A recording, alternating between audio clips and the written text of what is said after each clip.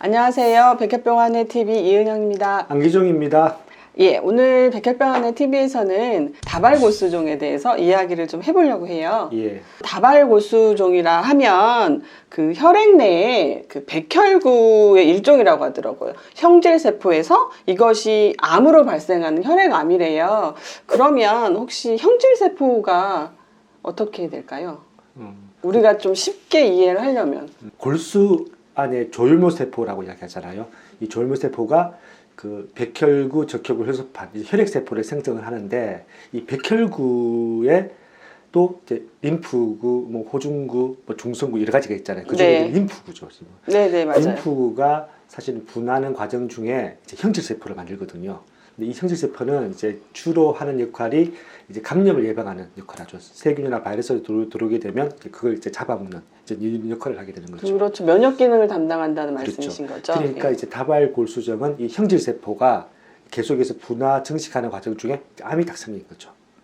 그러다 보니까 이게 암 형질세포가 돼서 보통 골수종 세포라고 하는데 이게 이제 쉽게 뼈를 침범하기도 하고 또 골수 기능을 저하시키기도 하고 또 이제 신장 기능에 영향을 미치면서 이제 여러 가지 이제 다발골수종의 증상들을 나타내게 되는 거죠.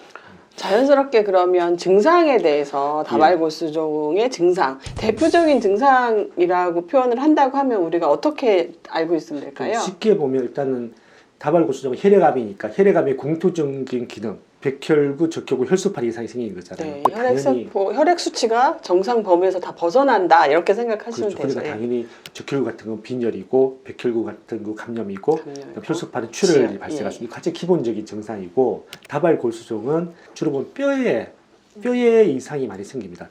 뼈가 골절된다든지 그 뼈가 통증이 굉장히 심하고 다발골수종의 또 특징 중에 하나가 고칼슘 혈증이 나서 그 혈액 내에 네, 이 칼슘의 칼슘 농도가 많이 높아지는 거죠. 높아지고 이래 되면 당연히 신장 기능에 장애가 발생하게 그렇죠. 됩니다. 콩팥 기능에. 뼈에 이상이 생기고 고칼슘 혈증이 생기고 그리고 신장 기능에 장애가 생기고 그리고 이제 골수 기능이 저하되니까 주로 빈혈 같은 증상이 발생합니다. 이 네 가지 증상이 대표적인데 이 증상이 발생을 하면 그때부터 본격적으로 치료가 시작돼주고 다발골수종 진단이 됐다 하더라도 이 네 가지 증상이 아직 발생하지 않으면 좀 추적 관찰을 하고 이렇게 보통 하고 있습니다.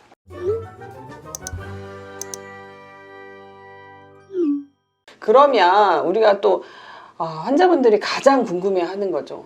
도대체 이러한 질환은 왜 생기는 거야?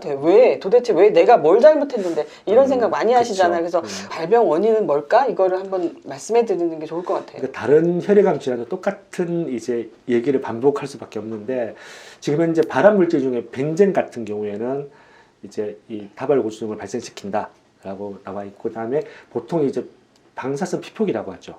장기간에 이제 발암 물질에 노출되거나 장기간에 방사선 피폭이 있어야 되기 때문에 사실은 이제 드물고요. 그러다 보니까 당연히 이제 원인을 알 수가 없는 거죠. 원인 불명이라고 하는 게 더 정확합니다. 유전되지 않고요. 예.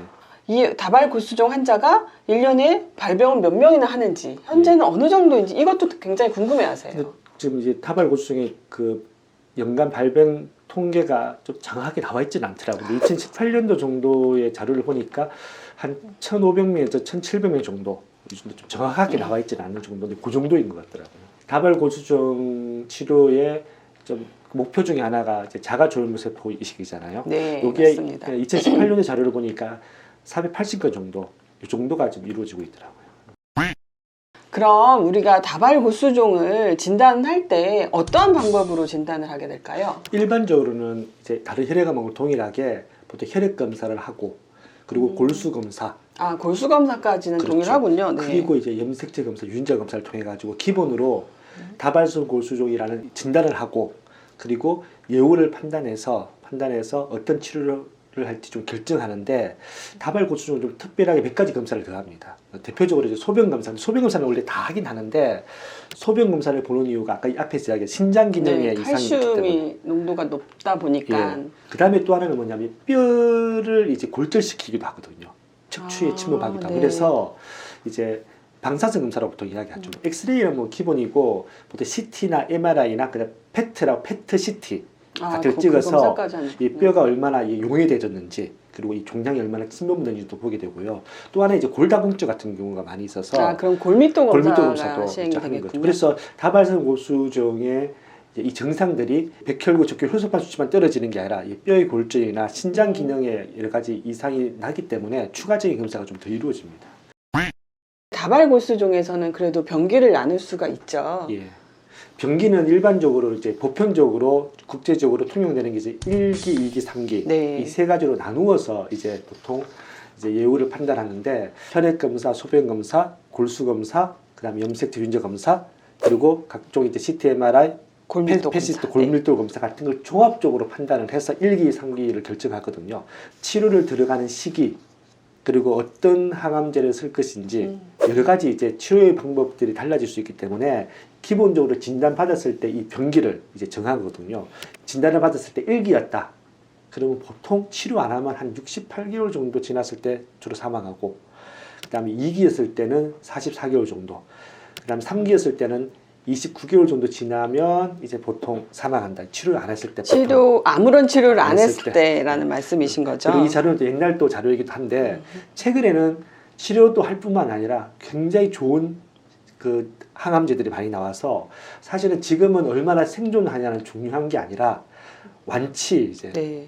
자가졸부세포 이식을 통해서 완치에 대한 기대감이나 또 하나는 최근에 이제 또 카트 치료제 같은 또 신약이 나와서 완치를 목표로 치료한다라고 하는 게 더 맞는 것 같습니다. 증상 완화나 생명 연장이 아니라 조혈모세포 이식을 통해서 뭐 자가 조혈모세포 이식이나 동종세포 이식을 통해서 그러니까 완치까지도 이제는 바라볼 수 있다는 얘기인 거. 다발골수종의 주로 발병 연령이 주로 한 60대 이후가 많습니다. 아이고. 또 네. 70대 이후 같은 경우에는 자가 조혈모세포 이식도 거의 안 하거든요. 일반 증상을 완화시킬 정도로만 치료를 했고 그러다 결국은 이제 사망하는 경우가 많았지만 지금은 좀 적극적인 치료를 하는 거죠. 지금 조혈모세포 이식은 만 70세까지도 건강보험 급여가 되잖아요. 예. 계속 획기적인 치료제도 굉장히 많이 나오고 있는 것 같아요. 예. 그러면 우리가 치료 방법, 가장 중요한 부분이죠. 치료 방법에 대해서 조금 더 얘기를 해보겠습니다. 예, 다발골수종의 치료 방법은 그 두 가지가 있습니다. 일단은 자가 조혈모세포 이식을 할 수 있냐 없냐에 따라 다뤄집니다.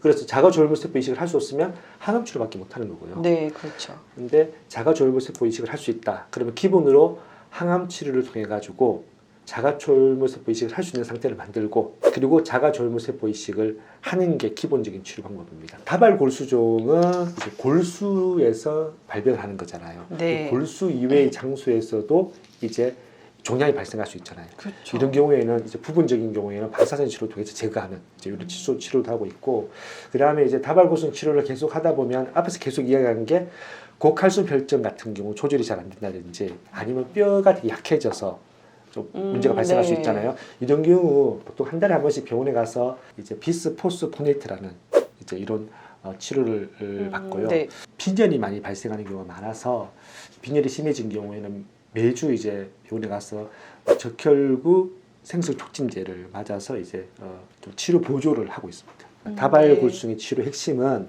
이 항암제가 얼마나 잘 듣느냐가 중요합니다.